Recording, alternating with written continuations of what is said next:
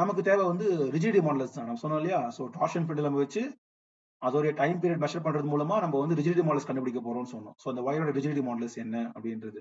So அப்போ rigidity மாடல்ஸ்க்கு இந்த formula மாற்றி எழுதலாம். அப்போ rigidity models equal to 8 pi I L divided by T square R power 4 அப்படின்னு எழுதிடலாம். ஸோ இதுதான் வந்து நம்ம லெபார்டரியில கூட நம்ம வந்து நிறைய காலேஜ் லெபார்டரியில இந்த டார்ஷன் பெண்டுலம் எக்ஸ்பெரிமெண்ட் இருக்கும். ஸோ நீங்க வந்து இந்த டிஸ்கை ஆசிலேட் பண்ணி அதோட டைம் பீரியட் கண்டுபிடிப்பீங்க. அப்புறம் ஸ்க்ரூ காஜை வச்சு இந்த திக்னஸ் கண்டுபிடிப்பீங்க. ஸோ திக்னஸ் தான் டயாமீட்டர், அதில் பாதி எடுத்தா ரேடியஸ் வந்துடும். லென்த் மெஷர் பண்ணிப்போம். இப்போ மொமெண்ட் ஆஃப் இனர்ஷியா வந்து இப்போ டிஸ்க் அப்படின்னு வச்சுக்கிட்டு நீங்க வந்து அந்த டிஸ்கோட ஃபார்முலா இருக்கு இல்லையா? ஸோ mr ஸ்கொயர் பை 5/2 அந்த ஃபார்முலா இருக்கும். அதை வச்சு நீங்க மொமெண்ட் ஆஃப் இனர்ஷியா கண்டுபிடிக்கலாம். ஸோ இதை ரேடியஸ் மெஷர் பண்ணலாம் வெர்னியர் காலிபர்ஸை வச்சு.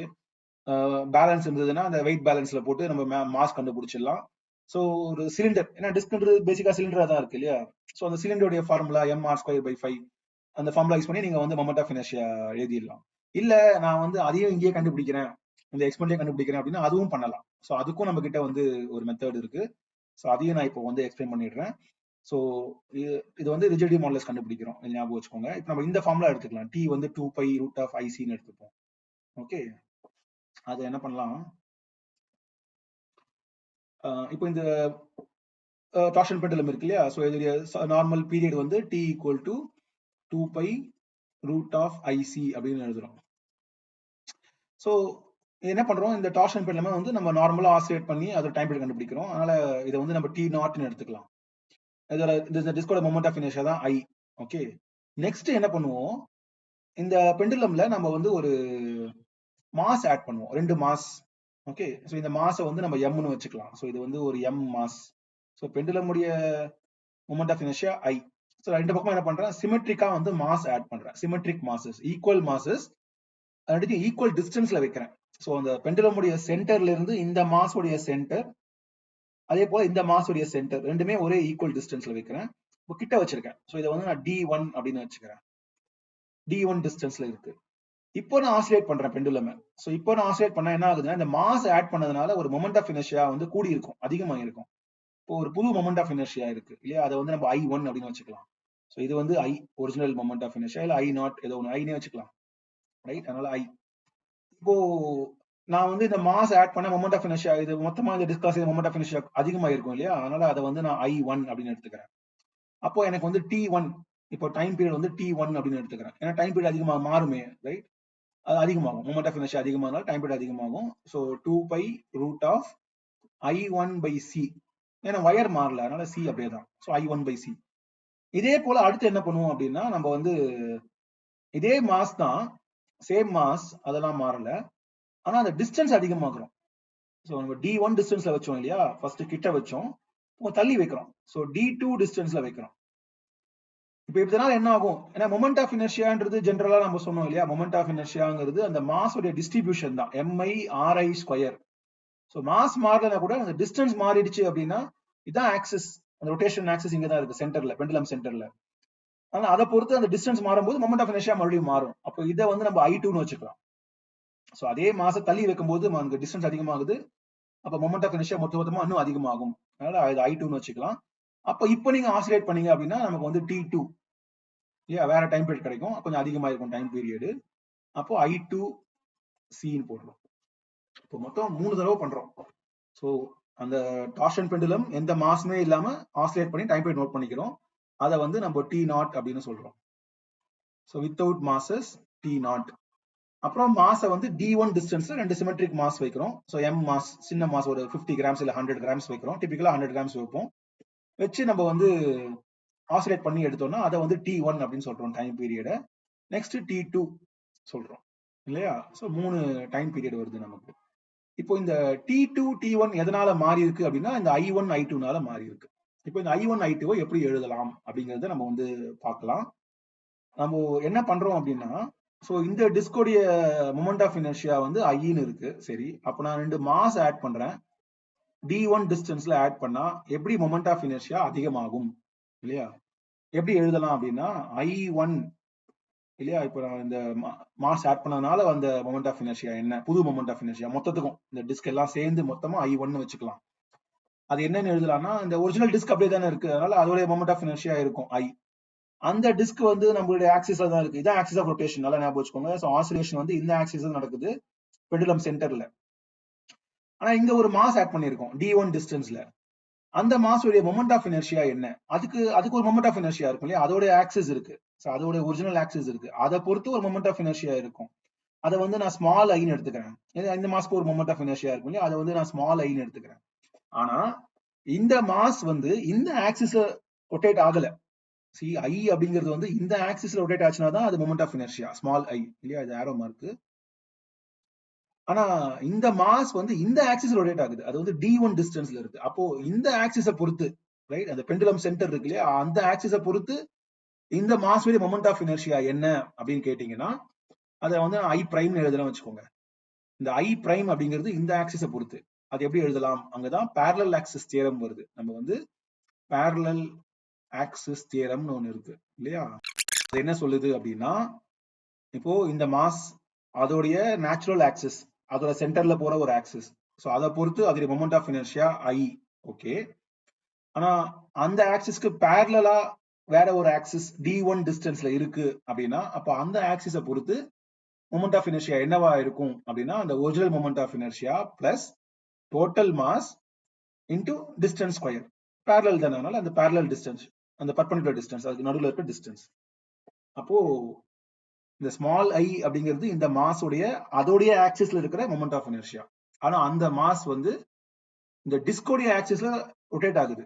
அப்போ அதோட மொமெண்ட் ஆஃப் இனர்ஷியா என்னவா இருக்கும்னு கேட்டீங்கன்னா, ஐ பிளஸ் எம் டி ஸ்கொயர்னு எழுதலாம். d1 ஸ்கொயர், டிஸ்டன்ஸ் d1 போட்டிருக்கோம் இல்லையா, எம் d1 ஸ்கொயர் அப்படின்னு, அதான் ஐ பிரைம். ஸோ இந்த மாஸ்னால வரக்கூடிய மொமெண்ட் ஆஃப் இனர்ஷியா என்ன, ஐ பிரைம். நம்ம அது மாதிரி 2 மாஸ் வச்சிருக்கோம் இல்லையா, அப்போ வந்து 2 தடவை எழுதணும். அப்போ ஒரிஜினல் மொமெண்ட் ஆஃப் இனர்ஷியா டிஸ்கோடையது பிளஸ் 2 மாஸ் ஆட் பண்ணதுனால வரக்கூடிய மொமெண்ட் ஆஃப் இனர்ஷியா என்னன்னு பாத்தீங்கன்னா 2 டைம்ஸ் வந்து I plus m d one square அப்படின்னு எழுதுறோம். இதுதான் I1. இதே மாதிரி என்ன பண்ணலாம், I2 எழுதலாம் இல்லையா. ஸோ I2 வந்து என்ன ஆகுதுன்னா அதே மாஸ் தான், ஆனா d2 டிஸ்டன்ஸ்ல வைக்கிறோம், கொஞ்சம் அதிகமான டிஸ்டன்ஸ்ல வைக்கிறோம். அப்போ இங்க என்ன ஆகும்னா ஐ பிரைம் அப்படிங்கிறது ஐ பிளஸ் எம் d2 ஸ்கொயர்னு வந்துடும். டிஸ்டன்ஸ் அதிகமாகுது, அப்போ மொமெண்ட் ஆஃப் இனர்ஷியா அதிகமாகுது. அப்போ அதை வந்து நான் I2ன்னு எழுதலாம். அப்போ I2 வந்து ஒரிஜினல் மொமெண்ட் ஆஃப் இனர்ஷியா டிஸ்கோடையது, நம்ம 2 மாஸ் வைக்கிறோம், அந்த மாஸோடைய original moment of inertia small I plus அது அந்த d2 டிஸ்டன்ஸ்ல இருக்கிறதுனால வரக்கூடிய additional moment of inertia. So இப்படி இந்த I1 I2 இப்படி எழுதலாம் இல்லையா, இதை நம்ம வந்து ஞாபகம் வச்சுக்கோங்க. ஸோ இந்த I1 I2 இப்படி எழுதியிருக்கோம் அப்படிங்கிறத ஞாபகம் வச்சுக்கோங்க. இப்போ நம்ம வந்து இங்க வருவோம். ஸோ நம்ம T1 T2 அதெல்லாம் எழுதணும் இல்லையா. ஸோ T2 ஸ்கொயர் எழுதுவோம் ஃபர்ஸ்ட். ஸோ T2 ஸ்கொயர் என்ன, T2 ஸ்கொயர் வந்து 4 pi square I2 by C இல்லையா. So I2 square, sorry I2 தான், I2 ஸ்கொயர் இல்லை, I2 பை சி அப்படின்னு எழுதலாம். அப்புறம் வந்து T1 ஸ்கொயர் எழுதுவோம். ஸோ T1 ஸ்கொயர் வந்து 4 pi square I1 by C. T0 எழுதலாம். ஸோ T0 ஸ்கொயர் வந்து 4 pi square I by C இல்லையா. நான் என்ன பண்றேன், இப்படி ஒரு குவான்டிட்டி எடுத்துக்கிறேன், T2 square minus T1 square divided by T0 square. நமக்கு வந்து நிறைய அன்னோன் இருக்கு இல்லையா, I1 I2 எல்லாம் நிறைய அன்னோன், அதனால எல்லாத்தையும் எலிமினேட் பண்ற டைப் பண்றோம். அதனால T2 square minus T1 square divide by T0 ஸ்கொயர்னு எடுக்கிறேன். அப்படி எடுத்தேன்னா என்ன ஆகும், எல்லாத்துலயுமே பாத்தீங்கன்னா அந்த 4 பை ஸ்கொயர் காமனா இருக்கு, T2 square minus T1 square எடுத்துக்கோங்க. So 4 pi square by C common factor I2 minus I1 வந்துடும் இல்லையா.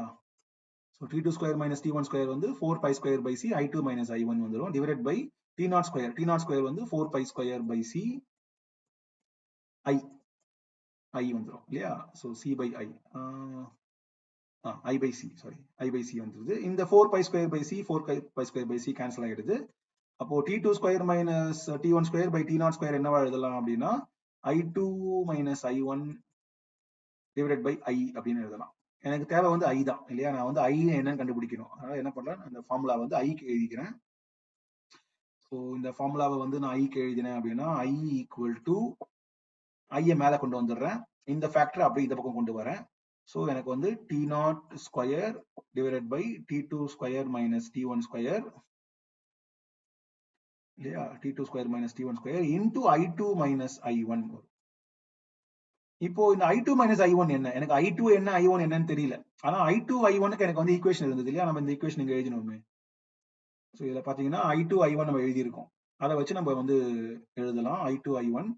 அதை இங்க அப்படியே காப்பி பண்ணிக்கலாம். ஓகே, ஸோ i2 வந்து i plus 2 into i plus m d1 square இல்லையா. i1 வந்து i அந்த டிஸ்கோடைய moment of inertia into 2 mass வைக்கிறோம், அந்த மாஸோடைய ஒரிஜினல் மொமெண்ட் ஆஃப் இனர்ஷியா, அது இருக்கிற distance mass into distance square இப்படி எழுதுறோம். அப்போ இதுல இருந்து நம்ம i2 மைனஸ் i1 ஈஸியா எழுதலாம். i2 மைனஸ் i1 பாத்தீங்கன்னா இந்த i காமன் ஃபேக்டர் கேன்சல் ஆயிடும். நம்ம இங்க 2i காமன் ஃபேக்டர் இல்லையா, நம்ம i plus 2i plus m1 2 into m d1 square இருக்கு. இங்க வந்து i பிளஸ் 2i மைனஸ்ல போகுது எல்லாமே, இது எல்லாமே மைனஸ் டேர்மா இருக்கு இல்லையா, சப்ராக்ட் பண்றதுனால எல்லாமே மைனஸா வச்சுக்கோங்க. ஸோ மைனஸ் மைனஸ் போட்டீங்கன்னா இந்த i கேன்சல் ஆயிடும், இந்த 2i கேன்சல் ஆயிடும். இப்போ பாக்கி இருக்கிறது என்னன்னா 2ம் m common factor. So 2m இது d2, சாரி இங்க d மாத்தி எழுதிட்டேன், இது d2 ஸ்கொயர் இது d1 ஸ்கொயர்னு வரணும். So d2 square minus d1 square. இப்போ இண்டிவிஜுவலா எனக்கு i2 i1 தெரியலனா கூட அதோட டிஃபரன்ஸ் வந்து 2m into d2 square minus d1 ஸ்கொயர்னு தெரியுது. அதை வந்து நான் இந்த இடத்துல எழுதலாம், இந்த இடத்துல அந்த ஃபார்முலாவை வந்து நான் எழுத முடியும். அப்போ நான் வந்து i எழுதலாம். So moment of inertia of the disc என்னவா இருக்கும் அப்படின்னு பாத்தீங்கன்னா i ஈக்குவல் டு இந்த 2m, இந்த i1 i2 மைனஸ் i1 வந்து 2m இல்லையா, ஸோ அதனால 2m d2 square minus d1 square into t0 square into t0 square divided by t2 square minus t1 square. இதுதான் மொமெண்ட் ஆஃப் இனர்ஷியாக்கான formula. இப்போ லெபார்டரியில என்ன பண்றோம், இது ஒரு எக்ஸ்பெரிமெண்டா பண்றோம், இந்த டார்ஷன் பெண்டுலம் எக்ஸ்பெரிமெண்ட் பண்றோம் அப்படின்னா டார்ஷன் பெண்டுலம். ஸோ இந்த எக்ஸ்பெரிமெண்ட் என்ன பண்றோம், ஃபர்ஸ்ட் அந்த பெண்டுலம் எடுத்துக்கிறோம், அதை வந்து கொஞ்சம் ஸ்லைட்டா ஒரு சின்ன ட்விஸ்ட் கொடுப்போம், ஆசிலேட் ஆக ஆரம்பிக்கும், அந்த பெண்டுலம் வந்து ஆசிலேட் ஆகும். ஸோ அதோட டைம் பீரியட் என்ன, நம்ம வந்து அதை t0 அப்படின்னு நோட் பண்ணிக்கிறோம். So without masses.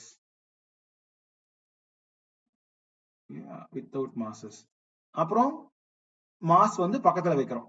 So 2 mass m மாஸை வந்து d1 டிஸ்டன்ஸ்ல வைக்கிறோம், அதை வர டைம் பீரியட் t1 அப்படின்னு எடுத்துக்கிறோம். அப்போ மாசஸ் அட் d1 டிஸ்டன்ஸ்.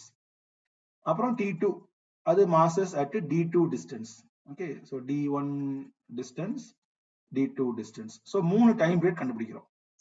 ஒண்ணு நம்ம கவனிக்கணும், இதை வந்து எக்ஸ்பெரிமெண்டா பண்ணும்போது டைம் பீரியட் அப்படிங்கிறது வந்து ஒரே ஒரு ஆசிலேஷன் பார்க்க முடியாது இல்லையா, டைம் பீரியட் வந்து டைம் பீரியட் ஆஃப் ஆசிலேஷன் அது ஒண்ணு பண்ண முடியாது, 10 ஆசிலேஷன்ஸ் பண்ணுவோம்.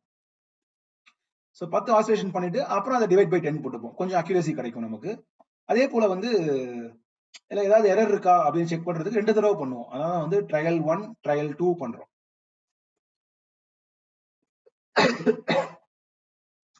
ஸோ எக்ஸ்பெரிமெண்ட்ல வந்து இந்த ட்ரையல் 1 ட்ரையல் 2 எதுக்கு பண்றோம் அப்படின்னா, அப்போதான் அந்த ரேண்டம் எரர் ஏதாவது இருந்ததுன்னா நீங்க வந்து கொஞ்சம் மிஸ் பண்ணிட்டீங்க ஆசிலேஷன், இப்போ நீங்க இந்த பக்கம் ஆரம்பிச்சிருப்பீங்க, திருப்பி இங்க வரும்போது தான் கவுண்ட் பண்ணணும், அதை மிஸ் பண்ணி நம்ம அந்த பக்கமே கவுண்ட் பண்ணிட்டோம் அப்படின்னா கொஞ்சம் மிஸ் ஆகும் இல்லையா. ஸோ அது வராம இருக்கிறதுக்கு தான் இந்த ட்ரையல் 1 ட்ரையல் 2 பண்றோம்.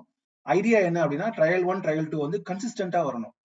ஃபார் எக்ஸாம்பிள் நீங்க ட்ரையல் 1 பண்றீங்க, உங்களுக்கு வந்து 35.5 10 ஆசிலேஷன்ஸ் நான் சொல்றேன், ஸோ 35.5 செகண்ட் வருது அப்படின்னா, அப்போ ட்ரையல் 2 வந்து ஒரு 34ல இருந்து வரலாம். ஸோ 34ல இருந்து 36க்குள்ள வச்சுக்கோங்க, 36ல 37 கூட வச்சுக்கலாம். ஸோ 36 ஒரு 34ல இருந்து 37க்குள்ள வந்ததுன்னா ஓகே.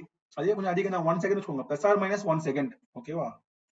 ஸோ அப்போ 34.5ல இருந்து 36.5க்குள்ள வந்ததுன்னா ஓகே, கன்சிஸ்டன்ட் அப்படின்னு எடுத்துக்கலாம். அது ஒரு ஆவரேஜ் போட்டுப்போம். ஆவரேஜ் போட்டு அப்புறம் அந்த ஆவரேஜ் வந்து டிவைட் பை 10 பண்ணீங்கன்னா உங்களுக்கு அந்த டைம் பீரியட் கிடைக்கும். இது time for 10 oscillation, you take the average divide by 10, இப்படிதான் பண்ணணும். சப்போஸ் இது மேட்ச் ஆகல, கன்சிஸ்டன்டா வரல, எனக்கு 1 செகண்ட் மேல டிஃபரன்ஸ் வருதுன்னா என்ன அர்த்தம், நான் வந்து ட்ரையல் 1 பண்ணா 35.5 வருது, ட்ரையல் 2 பண்ணும்போது எனக்கு வந்து 38 வருது வச்சுக்கோங்க, அப்ப ஏதோ ஒன்று தப்புன்னு அர்த்தம் இல்லையா. 10 ஆசிலேஷன்ஸ்க்கு நம்ம ஒரு தடவை பண்ணும்போது 35 வருது, அடுத்த தடவை பண்ணும்போது 38 வருதுன்னா அப்ப ரெண்டுல ஏதோ ஒன்று தப்பு, எது தப்பு தெரியாது. அப்போ என்ன பண்ணணும்னா ட்ரையல் 3 பண்ணணும். மோஸ்ட்லி கரெக்டா பண்ணணும்னா ட்ரையல் 3 தேவைப்படாது. பட் ஒரு வேளை மேட்ச் ஆகல, கன்சிஸ்டன்டா வரல அப்படின்னா அப்போ நீங்க ட்ரையல் 3 பண்ணணும். ட்ரையல் 3 பண்ணும்போது கவனமா கேர்ஃபுல்லா பண்ணணும். ட்ரையல் 3 வந்து எதோட மேட்ச் ஆகுதோ அதை ரெண்டுத்தையும் நம்ம ட்ரையல் 1 ட்ரையல் 2 எடுத்துக்கணும் இல்லையா. சோ இப்போ நான் ஃபர்ஸ்ட் டைம் பண்றேன், எனக்கு ஒரு 35.5 வருது, செகண்ட் டைம் பண்ணும்போது எனக்கு 38 வருது, அப்போ கன்சிஸ்டன்சி இல்லை. அப்போ ஏதோ ஒரு எரர் இருக்கு. ஸோ நான் என்ன பண்றேன், ட்ரையல் 3 பண்றேன். நான் பண்ற ட்ரையல் 3 வந்து எனக்கு ஒரு 34.7 வந்ததுன்னா, அப்போ இதையும் நான் வந்து ட்ரையல் 1 ட்ரையல் 2ன்னு எடுத்துக்கலாம். இல்ல எனக்கு ட்ரையல் 3 வந்து ஒரு 37.7 வருது அப்படின்னா, அப்ப இதையும் எடுத்துக்கணும். எது கிட்ட இருக்கோ அந்த வேல்யூ எடுத்துக்கணும் இல்லையா? அந்த ரெண்டுத்தையும் நம்ம வந்து ட்ரையல் 1 ட்ரையல் 2ன்னு போட்டுக்கிட்டு அப்சர்வேஷன் நோட்ல போட்டுட்டு அதோட ஆவரேஜ் எடுத்து டைம் பீரியட் கண்டுபிடிக்கணும். ஸோ இதுதான் பண்றோம். இது எதுக்கு பண்றோம் அப்படின்னா எரர் மினிமைசேஷன் இல்லையா? எல்லாமே எரர்னால. ஸோ நம்ம 10 ஆசிலேஷன் பண்றதும் அதுதான். ஒன்னே ஒன்று பண்ணீங்கன்னா நம்ம ரியாக்ஷன் டைம் இருக்கும். நம்ம ஸ்டாப் வாட்ச் ஸ்டார்ட் பண்றது அந்த ரியாக்ஷன் டைம் அது வந்துடும். ஸோ 10 ஆசிலேஷன் பண்ணீங்கன்னா நம்ம ரியாக்ஷன் டைம் ஒரு ஃபிராக்ஷன் ஆஃப் செகண்ட் அது வந்து அந்த 10 டிவைட் ஆகிடுது பாருங்க. ஸோ எரர் கம்மி பண்றோம் இல்லையா? அதே நேரத்துல நம்ம ட்ரையல் 1 ட்ரையல் 2 பண்ணும்போது ரேண்டம் எரர் வராம இருக்கா அப்படிங்கிறதையும் பார்த்துக்கணும். ஸோ இதெல்லாம் எக்ஸ்பெரிமெண்டல் ப்ரொசீஜர். ஸோ ஒரு எக்ஸ்பெரிமெண்டலா பண்ணும்போது இந்த மாதிரி விஷயங்களை நம்ம கவனத்தில் எடுத்துக்கணும். எரர் ஃப்ரீயா பண்ணணும், இல்ல ஃபுல் ப்ரூஃபா பண்ணணும். எரர் இல்லாம இருக்கு, வேல்யூஸ் கரெக்டா இருக்கும் அப்படின்றத வந்து நம்ம கவனத்துல வச்சுக்கிட்டு நம்ம வந்து பண்ணணும். ஸோ நம்ம வந்து அந்த டைம் பீரியட் கண்டுபிடிக்கிறோம். Trial 1 trial 2. ஸோ அது மாதிரி வித்தவுட் மாசஸ் T0 மாஸ் வந்து D1ல இருந்தா T1, D2ல இருந்தா T2. அப்புறம் இந்த பெண்டுலமுடைய லென்த் மெஷர் பண்ணிப்போம். பெண்டுலமுடைய லென்த் மெஷர் பண்ணிப்போம். அது வந்து L அப்படின்னு போட்டுப்போம். அப்புறம் திக்னஸ் சுகுகாஜி வச்சு திக்னஸ் கண்டுபிடிப்போம். இந்த திக்னஸ்ங்கிறது தான் டயாமீட்டர். ஸோ அதுல பை 2 போட்டீங்கன்னா ரேடியஸ் கிடைச்சிடும். ஆர் ஸ்மால் ஆரோ கேபிட்டல் ஆரோ. அப்போ நம்ம கிட்ட ஃபார்முலா இருக்கு இல்லையா? அப்போ ரிஜிடிட்டி மாடுலஸ் ஃபார்முலா என்ன? Eta equal to 8 pi IL divide by T0 square, அதான் வித்தவுட் மாசஸ், அதான் T0 ஸ்கொயர் ஆர் பவர் 4. ஐ என்ன? மொமெண்ட் ஆஃப் இனர்ஷியா பண்றதுக்கு ரெண்டு அந்த மாசை வந்து ரெண்டு தடவை வச்சு D1 டிஸ்டன்ஸ் D2 டிஸ்டன்ஸ்ல வச்சு நம்ம டைம் பீரியட் கண்டுபிடிக்கிறோம். T1 T2. அப்போ 2m D2 square minus D1 square T0 square divided by T2 square minus T1 square. So ரெண்டு formula. So moment of inertia கண்டுபிடிச்சிட்டு ரிஜிடிட்டி மாடுலஸ் கண்டுபிடிச்சிடலாம். ஸோ இதுதான் torsion pendulum எக்ஸ்பெரிமெண்டோடைய யூஸ் இல்லையா? ரொம்ப ஒரு இன்ட்ரெஸ்டிங்கான அழகான ஒரு எக்ஸ்பெரிமெண்ட். அடுத்ததா இதே மாதிரி வந்து நம்ம ஒரு இர்ரெகுலர் ஆப்ஜெக்ட் கண்டுபிடிக்கணும்னா என்ன பண்ணணும் அப்படின்னா, அந்த டார்ஷன் பெண்டுலம் இருக்கு இல்லையா, அதே வந்து ஒரு ஃப்ரேம் மாதிரி கொடுத்துருப்பாங்க. ரைட்? ஸோ இந்த டார்ஷன் பெண்டுலம் டிஸ்க்கு கீழே இருக்கும், ஒரு டிஸ்க் இருக்கும், ஒரு கிராடில் மாதிரி கொடுத்துருப்பாங்க. ஸோ இது வந்து கம்பி மாதிரி வந்து ஒரு கேப் இருக்கும் இங்க. ஸோ ஒரு ஏதோ ஒரு இர்ரெகுலர் ஆப்ஜெக்டை நீங்க அந்த கிராடில் வைக்கலாம். வச்சு நீங்க வந்து ஆசிலேட் பண்ணி டைம் பீரியட் எடுக்கலாம். ஸோ அந்த கிராடில் அதோட டைம் பீரியட் T0. அப்புறம் உங்க இர்ரெகுலர் ஆப்ஜெக்ட், ஸோ அது வந்து T2. வேற ஒரு நோன் ஆப்ஜெக்ட் அது வந்து T1. 3 டைம் பீரியட் பண்ணிட்டீங்கன்னா அப்போ அதோடைய அதே அந்த ரேஷியோல தான் வரும் உங்களுக்கு. T0 ஸ்கொயர் அந்த ரேஷியோல வரும். ஸோ அதை வச்சு நம்ம வந்து இந்த I2 தான் இந்த இர்ரெகுலர் ஆப்ஜெக்டோடைய மொமெண்ட் ஆஃப் இனர்ஷியா அதை வந்து நம்ம கண்டுபிடிக்கலாம். So regular objects or irregular objects moment of inertia கண்டுபிடிக்கலாம். ஸோ இதுதான் வந்து நம்ம டார்ஷன் பெண்டுலம் அப்படிங்கிற அப்பேரட்டஸ், அதோடைய தியரி, எக்ஸ்பெரிமெண்டல் ப்ரொசீஜர் எல்லாமே வந்து நம்ம டிஸ்கஸ் பண்ணியிருக்கோம். நன்றி, வணக்கம்.